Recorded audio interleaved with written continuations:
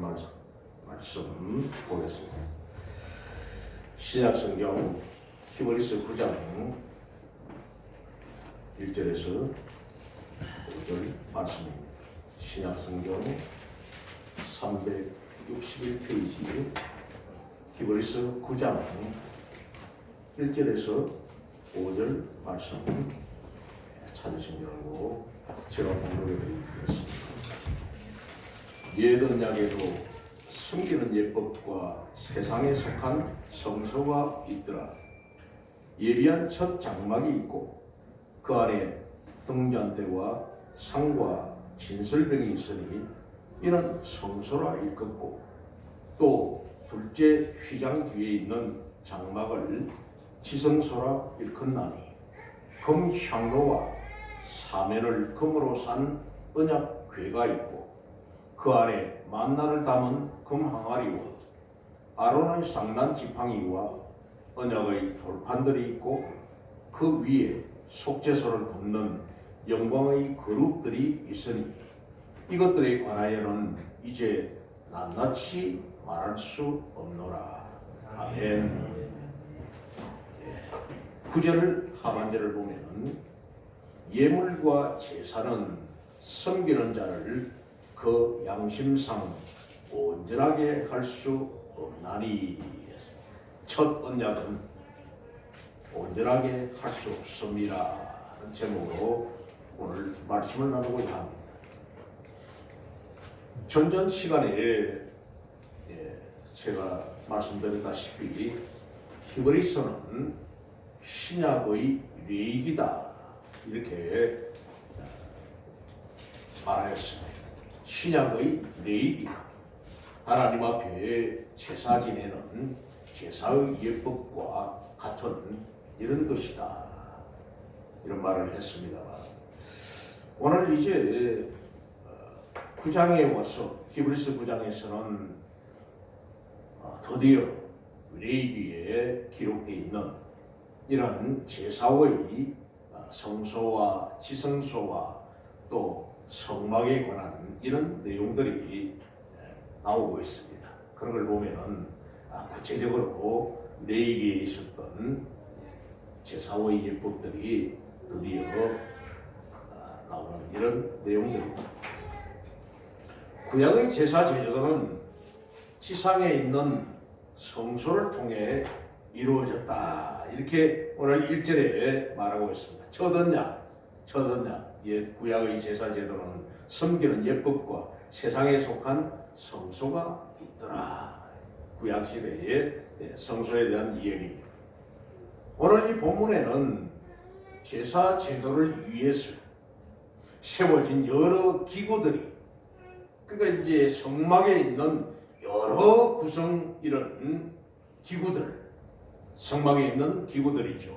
이 기구들이 여러 유형별로 이제 언급이 되고 있는데, 히브리서 기자가 구약 제사의 불완전함을 가르치기 위해서 이 성막의 기구들을 하나하나 언급하고 있습니다.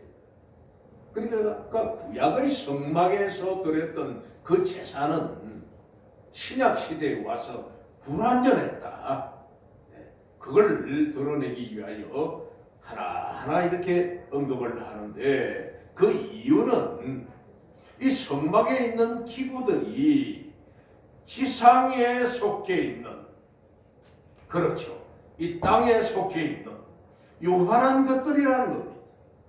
그 유한한 인간들인 즉 제사장들에 의해서 이런 기구들이 사용이 되었고, 또한 이들 성막의 기구는 곧 하늘 성막에서 사역하시는 예수 그리스도의 성품을, 예수님의 그 성품을 대변하는 그런 모형이다 하는 것을 분명하게 암시하기 위하였다. 참 이 레위기를 가지고 정말 성소와 지성소와 또 장막과 또 그 각종 성전에 있는 기구들, 이런 것을 통하여서 예수님과 연관시켜서 이렇게 강의를 하시고 설교를 하시는 아주 뛰어난 그런 목사님들이 많이 계십니다.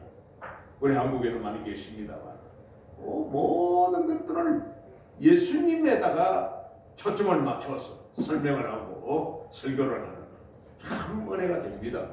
딱딱한 이런 구약 제사의 예법 같지만은 대단히 은혜가 되는 이런 사역을 하시는 목사님들이 있습니다만, 그렇다면은 지상에 속한 구약의 성막, 이 성막의 각종 기구들은 과연 무엇이며 또 어떤 목적을 위해서 사용되었는가?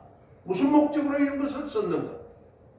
먼저 성막에는 첫 성막, 장막의 첫 부분이라고 부르는 성소가 있었다. 여러분들 이제 머릿속에 한번 그림을 그려보시기 바랍니다. 한번 그림을 그려보십시오. 저 디귿자로 돼가지고 크게 이렇게 그림을 그려놓고 출입구에서부터 한번 그림을 그려보십시오. 이 성막의 출입구를 딱 들었으면 그곳을 성소라고 합니다.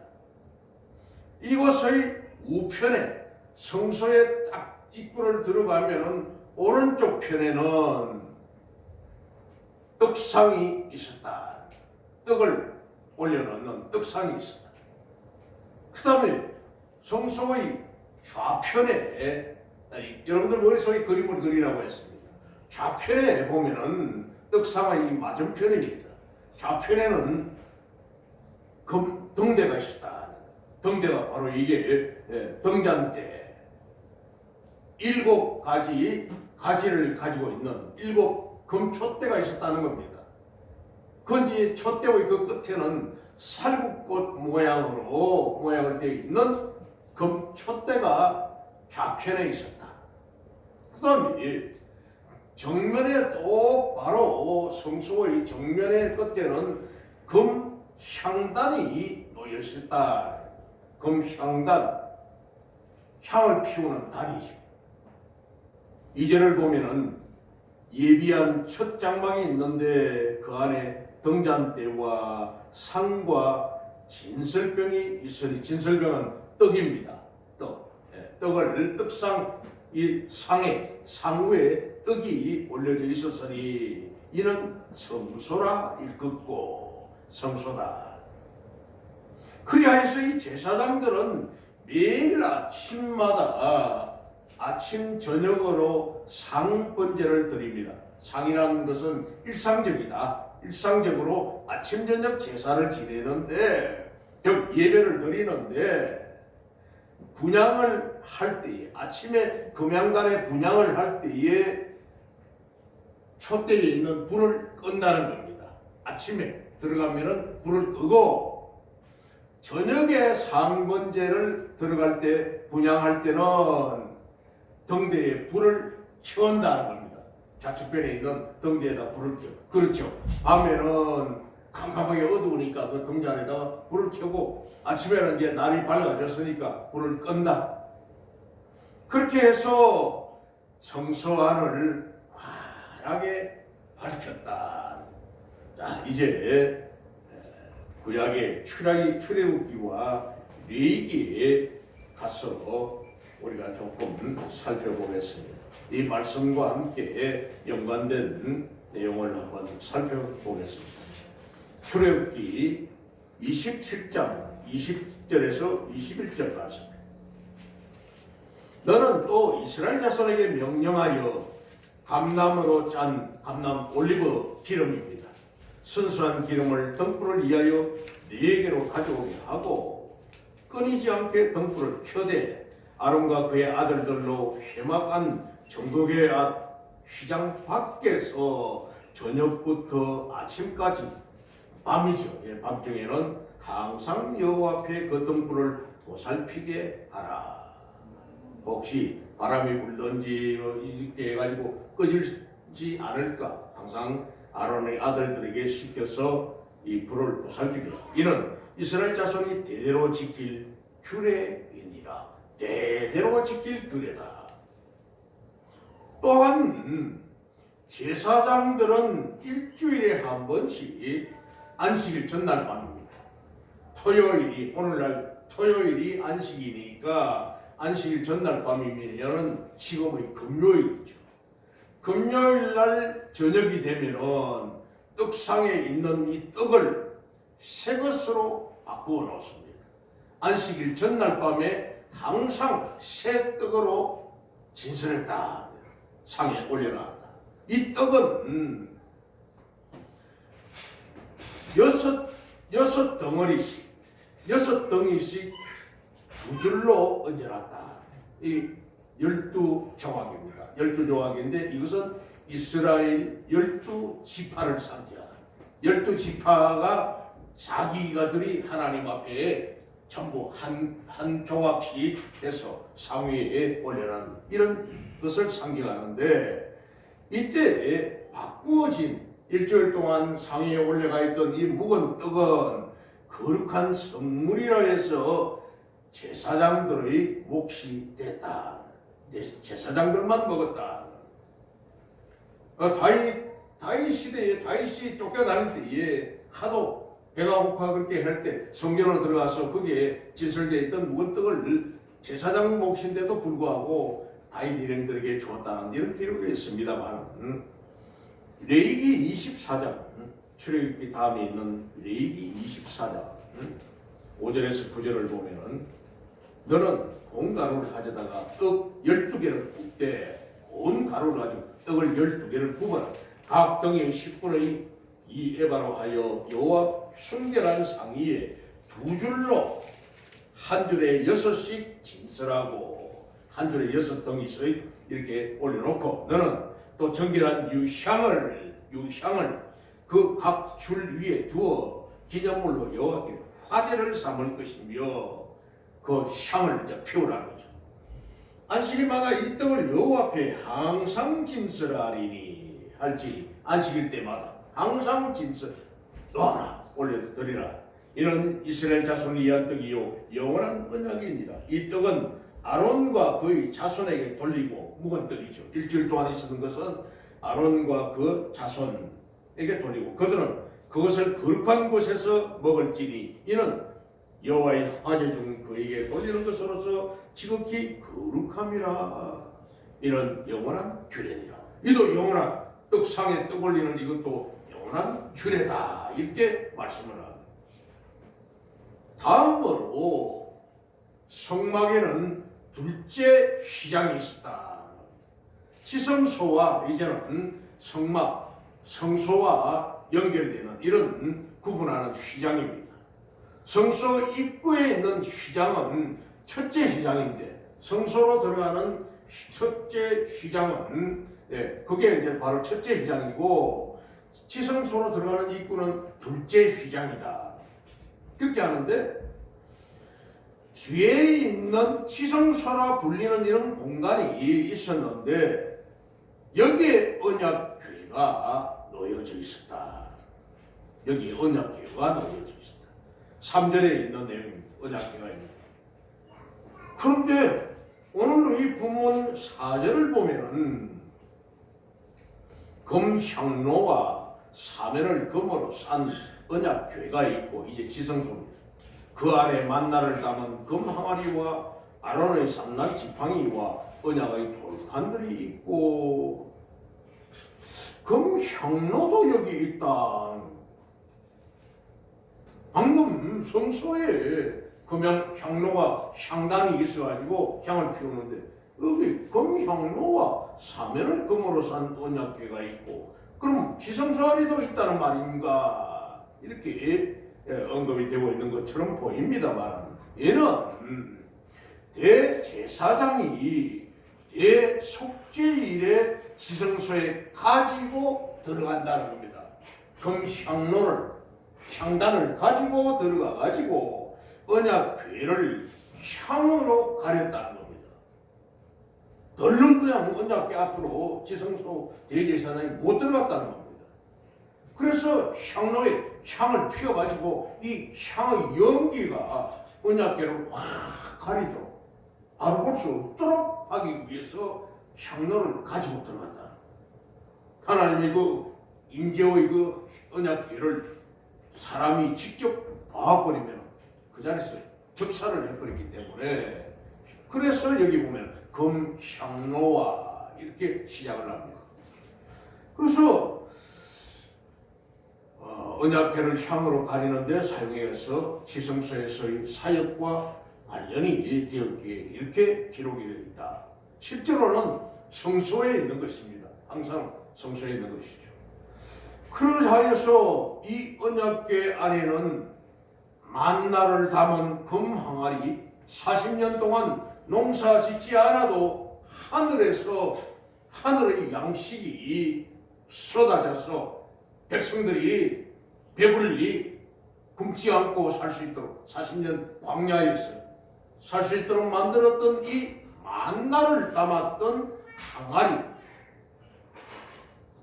그 다음에 아론의 쌍난 지팡이, 고라 일당이라든지 또 아니면은 다른 이런 자들이 아론의 그 족속들이 아론 너희 집안만 부름을 받았느냐, 제사장 직분 받았느냐, 우리도 할 수 있다. 또 사촌 되는 이런 고라 일당들이 나쓰고 그랬습니다. 대들고 그랬습니다. 그래서 하나님께서 너희들이 가지고 있는 지팡이를 가지고 나와보라. 그랬을 때에 다른 사람들은 지팡이 바짝 마른 나무 짱대기죠. 짝대기죠. 지팡이가 아론의 지팡이만 싹이 났더라는 겁니다. 싹이 나고 생명이 있더라고. 다른 사람들 건 없습니다. 그래서 아론이 가지고 있던 지팡이, 쌍난 지팡이를 기념물로 관에 넣어놨다.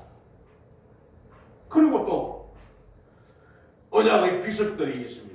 두 개의 돌판으로 되어 있던 십계명이 기록이 되어 있는 돌판 두 개를 이 안에 언약의 돌판들이 있다 이렇게 말합니다. 그리고 이 언약궤의 위에는 하나님의 임재를 상징하는 두 천사가 그룹 천사라고 합니다. 천사가 속죄소 위에 마주 보고 있었다. 그래서 날개로서 언약궤를 덮고 있는 형상을 하고 있는 영광의 그룹들이 있었다. 5절에 있는 내용입니다. 그 위에 속죄소를 덮는 영광의 그룹들이 있으니 이것들에 관하여는 이제 낱낱이 말할 수 없노라. 그리하여 대제사장은 1년에 한 차례씩 대속죄일에 유대력으로 7월 10일이라고 했습니다. 이때 희생 제물의 피를 들고 지성소에 들어가서 그날 바쳐진 희생 제물의 피를 받아가지고 지성소에 들어가서 그 피를 속죄소, 즉 언약궤를 덮는 뚜껑 앞에다가 7번을 뿌렸다. 7번을. 레위기 16장으로 가보면 레위기 16장. 7절에 있는 내용이었습니다. 오직 둘째 장막에는 대제사장이 홀로 1년에 한 번 들어가되 자기와 백성의 허물을 위하여 드리는 피 없이는 아니하나니. 레위기 16장 11절에서 22절에 있는 내용입니다. 11절 아론은 자기를 위한 속죄제의 수송아지를 드리되 자기와 집안을 위하여 속죄하고 자기를 위한 그 속죄제 수송아지를 잡고 향로를 가져다가 여호와 제단 위에서 피운 불을 그것에 채우고 또 곱게 간 향기로운 향을 두 손에 채워 가지고 휘장 안에 들어가서 금향로를 가지고 들어가서 여호와 앞에서 분향하여 향연으로 그 향불을 연기로 정극의 위 속죄소를 가리게 할지니 그리하면 그가 죽지 아니할 것이며 그리하면 안 죽는다. 그리고는 14절 하반절 손가락으로 그 피를 속죄소의 앞에 7번 뿌릴 것이며 또 백성을 위한 속죄제 염소를 잡아서 그 피를 가지고 휘장 안에 들어가서 그 수송아지 피로 행함같이 그 피로 행하여 속죄소 위에 위와 속죄소 앞에 뿌릴지니. 뿌리라. 그 다음에 또 21절을 봅니다. 아론은 그의 두 손으로 아사셀에 대한 이제 내용이죠. 아사셀 20절부터 그 지성소와 회막과 제단을 위하여 속죄하기를 마친 후에 살아있는 염소를 들이되 아론은 그의 두 손으로 살아있는 염소의 머리에 안수하여 이스라엘 자손의 모든 불의와 그 범한 모든 죄를 아뢰고, 그러니까 안수기도 한다는 겁니다. 그 죄를 염소의 머리에 두어 미리 정한 사람에게 맡겨 광야로 보낼지니. 염소가 그들의 모든 불의를 치고 접근하기 어려운 땅에 이르거든 저 멀리 아예 돌아올 수 없는 곳으로 광야에 끌고 가서 그는 그 염소를 광야에 놓을지니라. 광야에다 놔주어라. 이 염소 두 마리 중에 한 마리는 잡아서 피를 뿌려 번제를 또 바르고 뿌리고 드리고는, 한 마리는 모든 이스라엘 백성들의 죄를 그 염소의 머리에다가 안수해서 영원히 돌아올 수 없는 광야에다가 가서 놓아주어라. 그래야 이스라엘 백성들의 죄를 사함을 받았다.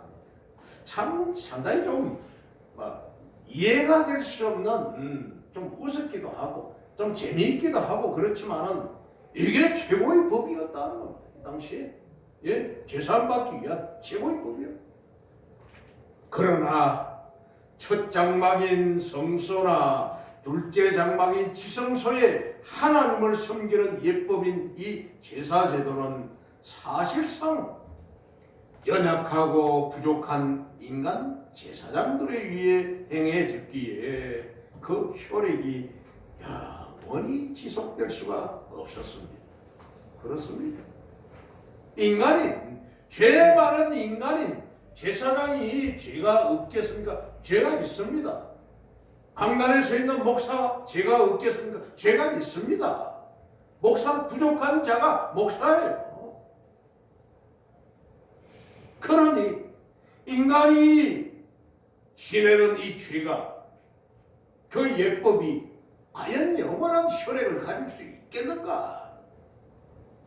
구약 당시에 이 제사장들의 제사는 결국 매우 불안해, 또 불완전할 수밖에 없었다. 그래서 이 구약의 불완전한 제사를 평하여서 오늘 8절 보면은 첫 장막이, 성령이 이뤄서 보이신 것은 첫 장막, 성막입니다. 서 있을 동안에는 성소에 들어가는 길이 아직 나타나지 아니한 것이라 했습니다. 아무나 못 들어갔다. 성소에 들어가는 이걸 아무나 못 들어갔다, 이 말입니다. 여기서 이 첫 장막이라고 하는 것은 바로 지상에 있는 지상 성막을 말하는 겁니다. 따라서 이 말씀은 지상 장막이 가로놓여 있는 한, 지상에 이런 성막이, 성전이 이렇게 있는 한, 하늘 성소, 즉 하늘 장막에는 나아갈 길이 허락되지 않았다 하는 뜻입니다. 아멘. 이해가 되시나요? 아멘. 네. 지상의 장막이, 지상의 성전이 있는 동안에는 하늘 장막에 나아갈 수 있는 길이 열려있지 않았다, 그 말이에요. 그렇습니다. 구약 당시의 이스라엘 백성들은 성소를 가로막고 있는 이 휘장을 지나서 성소에 들어갈 수 없었을 뿐만 아니라 백성들이 못 들어갔다는 겁니다. 또 제사장들은, 백성들은 그러니까 성소도 들어갈 수 없을 뿐만 아니라 제사장들은 지성소 앞을 가로막고 있는 휘장을 지나서 지성소 안으로 들어갈 수가 없었다. 대제사장이 1년에 한 차례 외에는 제사장들도 못 들어갔다. 그러니까 제사장 아론의 그 후예들, 족속들, 그 제사장 집안이 있는데 그들 다 제사장, 네 지파들, 그 제사장들입니다. 근데 그 중에서 대제사장이 있는 거죠. 예를 들어, 뭐 천주교 교황이 있는 것처럼, 막 교단에 우리 기독교의 총회장이 있는 것처럼, 그런 총회장이나 뭐 교황이나 이런 사람이라야 그나마 1년에 한 번 정도 지성소 안으로 들어갔다. 그 말이에요. 그러니까 마찬가지로 모든 성도들은 지상의 장막이 가로놓여 있는 한, 즉 지상에 제사가 존재하고 있는 한, 아무도 예수 그리스도께서 대제사장으로 사역하시는 하늘 장막에 나아갈 수 없는 것입니다. 그래서 9장 후반부에 보면은 11절에서 28절에 있는 내용입니다. 11절에서 28절에 있는 이런 9장 후반부에서 언급이 되겠지만, 예수 그리스도께서 장막 대신 자신의 육신을 찢으시고, 아멘. 육신을 찢으시고 이런 장벽을 흡으신 것도 이 때문이었다는 겁니다. 예수님이 십자가에 운명하시고 나니까 그 성전에 있는 헤롯 성전이죠.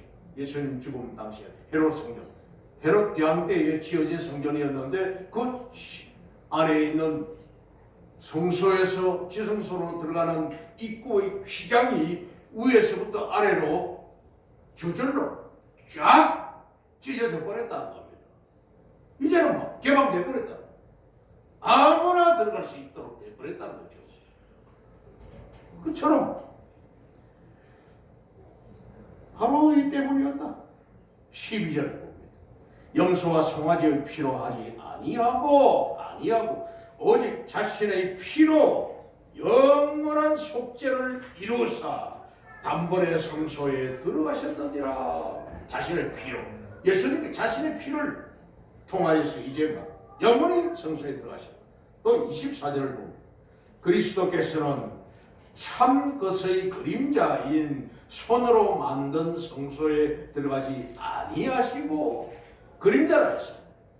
지상에 있는 이 성소를 그림자, 거기에 들어가지 아니하시고 바로 그 하늘에 들어가사 이제 우리를 위하여 하나님 앞에 나타나시고, 할렐루야, 아멘. 하나님 앞에 사람 손으로 지어진 지상의 성소에 들어가지 아니하시고 하늘 성전에 바로 들어가셔서 하나님 앞에서, 우리 앞에서 예수님을 나타내셨다. 히브리서 6장 19절에서 20절 말씀을 봅니다. 한 목소리로 우리 읽어보겠습니다. 6장 19절에서 20절 시작. 우리가 이 소망을 가지고 있는 것은 영혼의 딱 같아서 튼튼하고 견고하여 휘장 안에 들어가나니, 그리로 앞서가신 예수께서 멜기세덱의 반차를 따라 영원히 대제사장이 되어 우리를 위하여 들어가셨느니라. 아멘. 예수님께서 든든한, 안단한, 튼튼한 큰 배의 딱과 같이 딱 예수님이 내려져가지고 우리를 들어가게 하셨다. 멜기세덱의 반차를 따른 그 대제사장으로 들어가셔서 우리를 위하여 그가 하늘 성소에, 하늘 성전에 들어가셨다. 그러면 구약의 제사 제도가 어떤 점에서 부족하고 불안한 이런 일시적인 그런 제사 제도였겠는가? 구약의 제사는 바로 세상에 속한 성소에서 행해졌다는 겁니다. 불안전한 이유가 바로 세상에 있는 성소에서. 오늘 이 본서 기자는 1절에서 첫 언약에도 섬기는 예법과 세상에 속한 성소가 있더라, 이렇게 말을 합니다. 여기서 첫 언약이라고 하는 것은 옛 언약, 즉 구약의 율법을 가리키며 섬기는 예법이라고 하는 것은 하나님을 예배하는 제사 드리는 예법입니다. 즉 제사와 관련되어 있는 의식과 절차를 가리키는 겁니다. 그리고 세상에 속한 성소라고 하는 것은 구약시대의 지상에 있는 장막을 일컫습니다. 따라서 이런 구약시대에는 지상에 속한 성소에서 구약의 율법을 따라 의식과 절차 중심의 제사, 즉 예배가 행해졌음을 보여준 것이죠. 구약시대. 이러한 사실은 구약의 예배가 곧 외형과 의식에 치우친 불완전한 제사였다는 것을 암시하는 겁니다. 참 이렇게 보면은 우리는 얼마나 복된 사람들입니까? 이 시대 구약의 이런 백성들하고는 비교할 수 없는 우리는 축복된 사람들입니다. 아멘. 예수 그리스도께서 우리를 위하여 바로 대제사장이 되셨어. 하늘 성소에 올라가셨으니 그 예수님을 바라보며 그 예수님을 믿으며 다시 오실 예수님을 기대하는 고대하는 우리들이니 얼마나 복된 자들인가요? 아멘. 실로 율법은 이스라엘 모든 제사 의식을 하나에서 10가지 빠짐없이 법으로 규정하고 있습니다. 참 해가 바뀌어서 새해가 되면은 항상 올해는 성경을 읽독해야지 하고 이제 열심히 읽습니다. 올해는 신약부터 마태복음부터 읽어볼까 열심히 읽다가 이 신약만 계속 읽어야지 뭐 재미가 있나.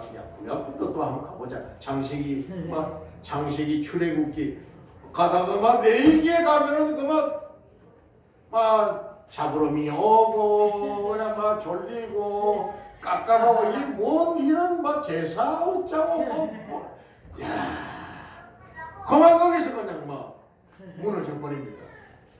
성경 읽독이 막 레위기 가면 무너져 버려요. 출애굽 20장에서부터 이제 성경의 그 시간 그것부터 서서히 지었기 시작해가지고 막 레위기 가면은 막 맥이 딱 빠져버립니다. 그렇듯이 이게 무엇은 그렇게 중요한데 성경에 정경으로 이렇게 놓아놨는가?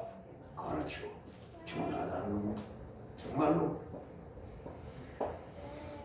정말 이 모든 제사의식을 하나에서 10가지 법으로 규정을 하고 있습니다. 그 비근한 예로서 대속죄일의 제사, 예배에 관한 이 규정을 모두 다 레위기 16장에서 기록을 하고 있습니다만, 먼저 1년에 한 차례씩 거행하는 대속죄일의 속죄제사를 위해서 대제사장은 화려한 대제사장 복장을 벗어버린다.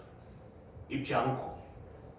그리고는 모두가 흰색의 세마포로 된 의복을 착용하고 이날 제일 먼저 자신과 자신의 가족과 그리고 이스라엘 백성을 위한 속죄 제사 시에 행할 모든 의식 절차와 희생 제물에 대하여 율법에 세부적으로 규정하고 있는 것입니다. 아까 우리가 보았던 레위기 16장에서 짐승을 잡아서 자기가 먼저 이제 속죄소 안에 그렇게 들어갈 때에 향는 항로를 가지고 들어가서 언약 괴가 보이지 않도록 연기로 덮어버리고 거기서 피를 7번을 뿌리고 하는 이런 의식 절차 먼저 하고 난 뒤에 그 다음에 참 이 희생 제물은 어떤 짐승으로 해야 할지, 그러니까 1년 된 흠없고 점없는 깨끗한 하얀 숫 염소, 승양, 양이죠, 양.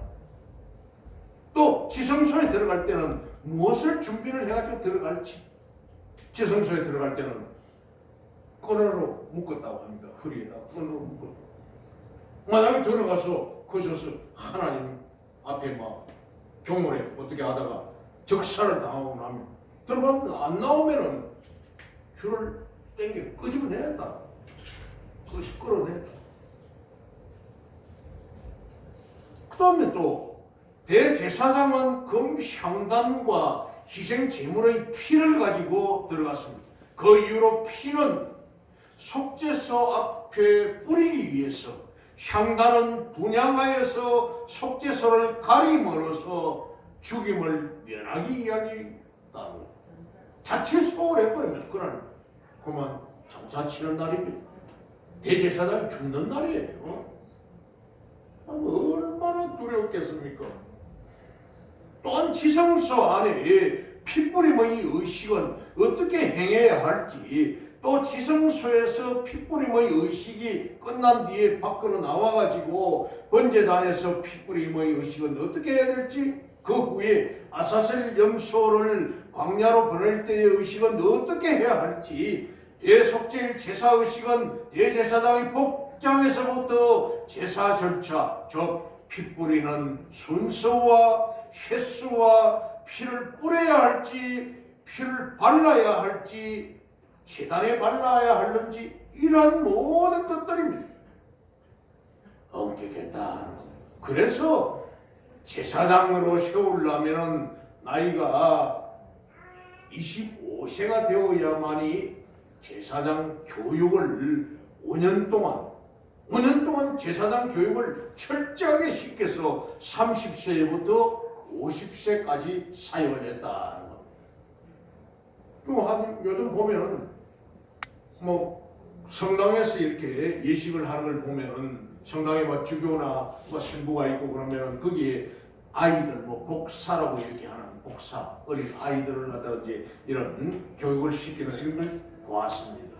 그건 아이들이 에서부터 하나님 앞에 자기는 하느님 앞에 바쳐진 아이들이 어려서부터 거기서 교육을 받는 겁니다. 하는 방법을 일일이 다 받아서 그렇게 철저하게 교육받아가지고 나중에 속사가 되고 그렇게 해서 나중에 신부가 되고 하는 이런 절차들이 있더라고요. 주교가 되고 이렇게 교부장이 되고 하는 이런 것들이 있는데, 그렇듯이 이 제사장이 되려면은 철저하게 5년 동안 교육시켜서 30세부터 50세까지 사역을 하고는 은퇴를 해야 돼요. 언제 자기가 대제사장이 될지 선서가 돌아올지 죽어야 끝나니까, 아니면 50세가 돼야 끝나니까. 이런 것들이 얼마나 하나님 앞에 들어갈 때에 두렵고 떨리는 마음으로 조심스럽게 자칫 실수를 해버리면 죽음이니까요. 매우 엄격하고 까다롭다는 겁니다. 오늘날 이 시대에 우리가 이렇게 예배드리고 이렇게 두려운 마음으로 예수 믿는다면은 과연 하겠습니까? 1년에 한 차례씩 내 앞에 나오라고 전국에 흩어져 있는 그런 이스라엘 백성들이 예루살렘으로 다 성전으로 다 모이고 말입니다. 그렇게 하면서 그렇게 하겠습니까? 참으로 어렵습니다. 그럼 구약의 제사의식은 비단 대속죄일의 제사뿐 아니라 모든 제사에 있어서 공의 그 절차가 매우 엄격하게 규정되어 있었다. 따라서 대제사장이나 제사장은 반드시 율법이 정하는 절차와 의식에 따라 제사를 드려야 했으며, 이를 어길 때는 그 자리에서 즉시 죽임을 당했다. 레위기 10장을 가봅니다. 레위기 10장 1절에서 2절. 아론의 아들입니다.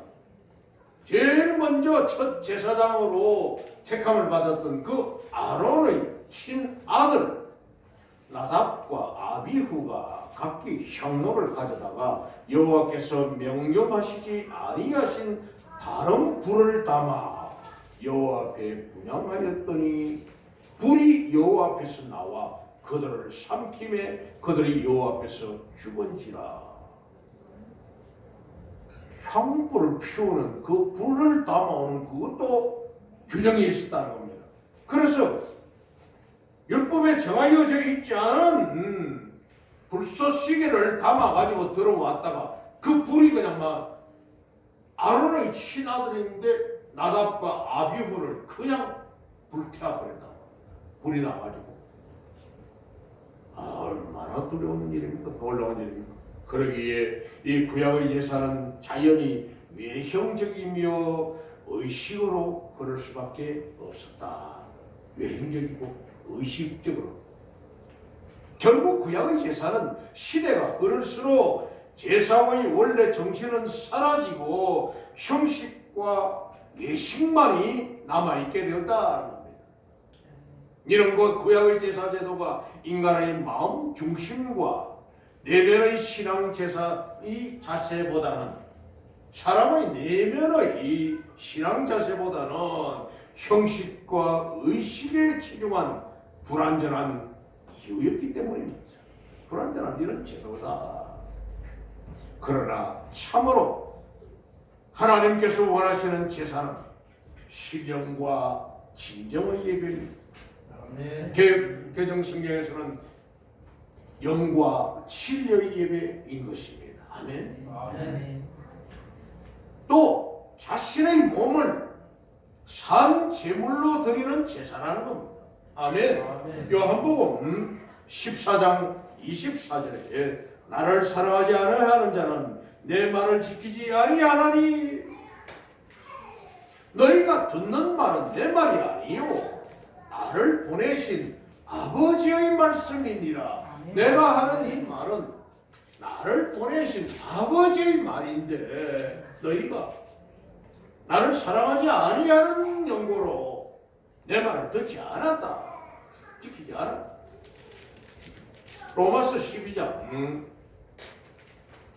1절에는 그러므로 형제들아 내가 하나님의 모든 자비하심으로 너희를 권하노니 너희 몸을 하나님이 기뻐하시는 거룩한 산 제물로 드리라. 죽은 제물 드리라고 하는 거 아닙니까?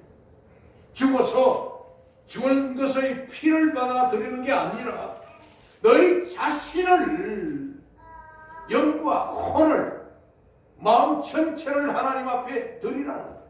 거룩한 산제물로 드리라. 이는 너희가 드릴 영적 예배니라.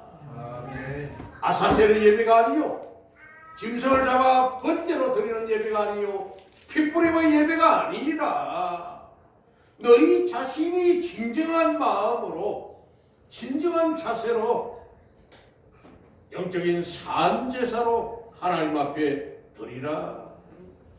그 예배가 하나님 받으시는 산제사인 겁니다. 그렇다면 새 언약 시대에 복음의 빛 가운데 사는 우리 성도들은 과연 어떤 자세로 하나님 앞에 우리가 예배를 드리고 있습니까?